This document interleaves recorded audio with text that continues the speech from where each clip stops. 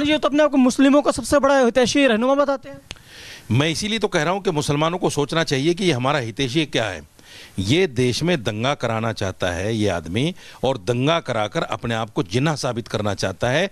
और ऐसा होगा, देश में जब दंगा होगा तो इसका दूसरा बयान आएगा कि हमें अपना मुल्क अलग दे दो। आप दो शब्द बड़ा कर रहे हैं, ये देश कह रहे हैं, आप देश में दंगा कराना चाहते हैं असदुद्दीन ओवैसी, और जिन्ना साबित कर बता रहे हैं उन्हें। बिल्कुल यकीनी तौर पर आप देखिएगा कुछ ही वक्त में ऐसा होगा कि ये असदुद्दीन ओवैसी दूसरे जिन्ना साबित होंगे, और ये मांग करेंगे इस बात को लेकर कि भाई हमें अलग मुल्क दे दिया जाए, हम हिंदुस्तान में नहीं रह सकते, हमारा हिंदुस्तान में गुजारा नहीं है। ये इस तरह की बातें करेंगे क्योंकि इसकी सियासत ही इस पर चल रही है। सवाल ये है कि आपको मुसलमान नेता मान कौन रहा है। आप जानबूझकर मुसलमानों को भड़काकर, और जो मुस्लिम तंजीमें हैं, पर्सनल बोर्ड है, जमीयत उलमा है, इनके हाथों में खेल रहे हैं, असदुद्दीन ओवैसी के हाथों में खेल रही हैं वो तंजीमें।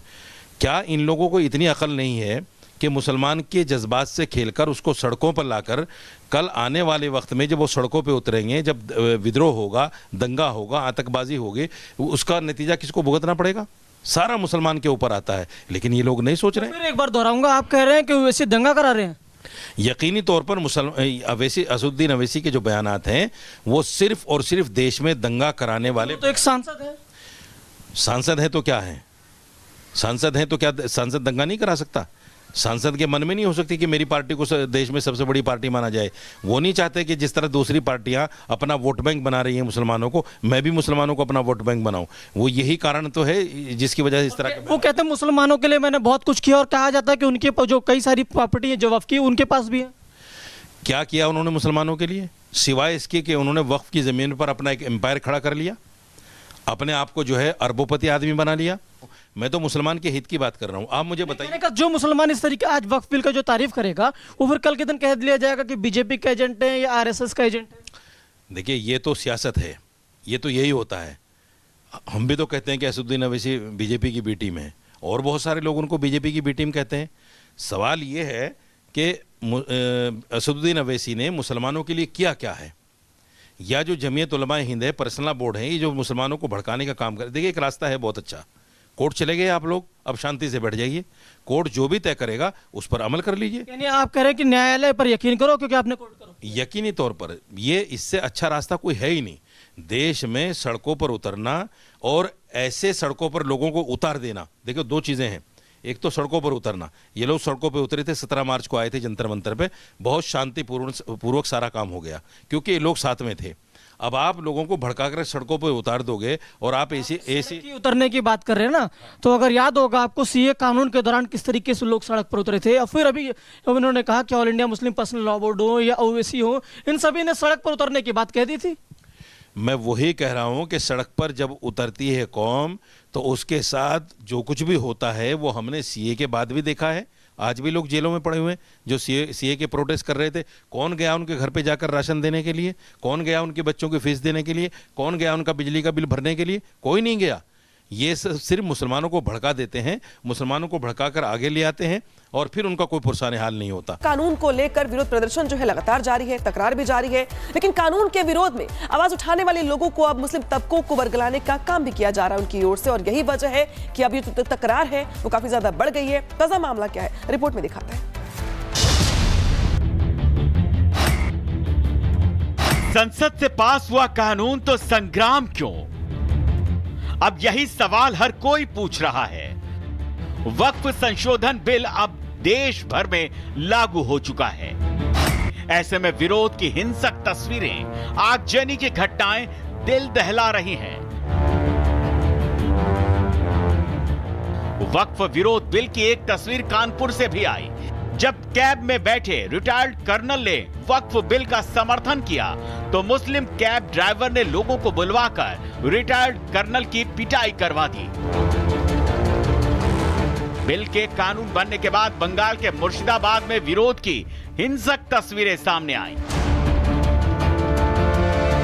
अब सवाल उठ रहा है कि आखिर वक्फ बिल के विरोध में ये नफरती जज्बात लोगों के दिलों में किसने भरे? एक तरफ तो मुसलमान शुक्रिया मोदी कह रहा है, नाच रहा है, गा रहा है, मिठाई खा रहा है, खुशियां मना रहा है। ऐसे में मुस्लिम का दूसरा तबका सड़कों पर है और हिंसक प्रदर्शन कर रहा है।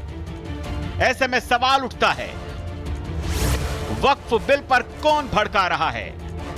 वक्फ बिल पर कौन हिंसा करवा रहा है? वक्फ बिल पर कौन नफरत बांट रहा है? वक्फ बिल पर कौन बरगला रहा है? वक्फ बिल पर कौन सियासी रोटियां सेक रहा है? ये वक्फ बिल अनकॉन्स्टिट्यूशनल है।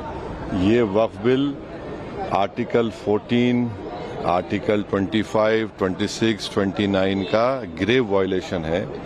ये वक्फ बिल नहीं है, बल्कि ये वक्फ बर्बाद बिल है। ये बिल का विरोध करने वालों की जहरीली तकरीरों के बाद ही निर्दोष मुसलमान इनकी बातों में आकर सड़क पर उतर आया और अफवाह का शिकार होकर हिंसा फैला रहा है।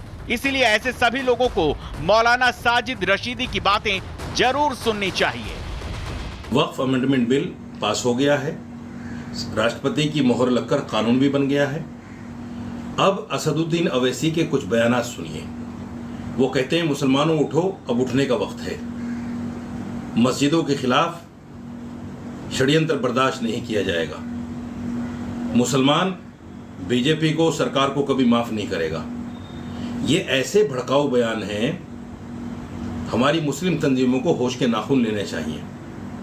ये आदमी पर्सनल लॉ बोर्ड और तंजीम के मुस्लिम जमीयत उलमा के लोगों को और मुस्लिम तंजीमों को इस्तेमाल कर रहा है, भड़काना चाहता है, देश में दंगा कराना चाहता है। ये ऐसे अल्फाज हैं जो भी मुसलमान सुनेगा उसका खून खोलेगा। वक्फ बिल अब देश में उम्मीद का कानून बन चुका है। ऐसे में बिल का समर्थन करने वाले इस उम्मीद में हैं कि वक्फ बोर्ड में पारदर्शिता आएगी, तो बिल का विरोध करने वाले इस उम्मीद में हैं कि वो बिल पर विरोध वाली टूल किट का इस्तेमाल करके अपनी सियासी वोट बैंक की हांडी एक बार फिर आंच पर चढ़ा ही सकते हैं। Bureau report, Republic Bharat. और इस बीच ऑल इंडिया इमाम एसोसिएशन के अध्यक्ष मौलाना साजिद रशीदी ने ओवैसी और मुस्लिम पर्सनल लॉ बोर्ड पर मुस्लिमों को गुमराह करने, देश में दंगे की हालत बनाने का आरोप लगाया है। रिपब्लिक भारत के साथ बातचीत में रशीदी ने कहा कि ओवैसी जैसे लोग मुस्लिमों को गुमराह कर रहे हैं। मौलाना जी, जिस तरीके से आपका कहना है कि असदुद्दीन ओवैसी को लेकर जो आपने प्रतिक्रिया दी है, क्या कुछ कारण है कि इस तरीके से तीखा हमला आपने ओवैसी पर बोला है? देखिए, असदुद्दीन अवैसी के 2-3 बयानात मैंने सुने हैं आज। एक तो उन्होंने कहा कि मुसलमानों उठो, ये उठने का वक्त है। ये ऐसा जज्बाती बयान है कि जो भी मुसलमान बच्चा, नौजवान इसको सुनेगा वो जज्बात में एकदम खड़ा हो जाएगा। दूसरे, उन्होंने कहा कि मस्जिदों के ख़िलाफ़ षड्यंत्र बर्दाश्त नहीं किया जाएगा। आप मुझे बताइए, इस बिल में मस्जिदों के ख़िलाफ़ षड्यंत्र कहाँ है? ये तो वक्फ प्रॉपर्टी को लेकर बिल है। वक्फ प्रॉपर्टी में क्या होगा, कैसे उसको चलाया जाएगा, इसमें मस्जिद कहाँ से आ गई? दूसरे, उन्होंने कहा कि मुसलमान कभी सरकार को माफ़ नहीं करेगा।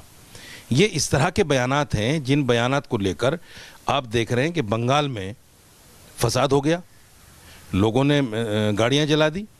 ये इन्हीं बयानों का नतीजा है। वहाँ सिद्दीकुल्लाह चौधरी जो जमीयत उलमा के सदर हैं बंगाल के,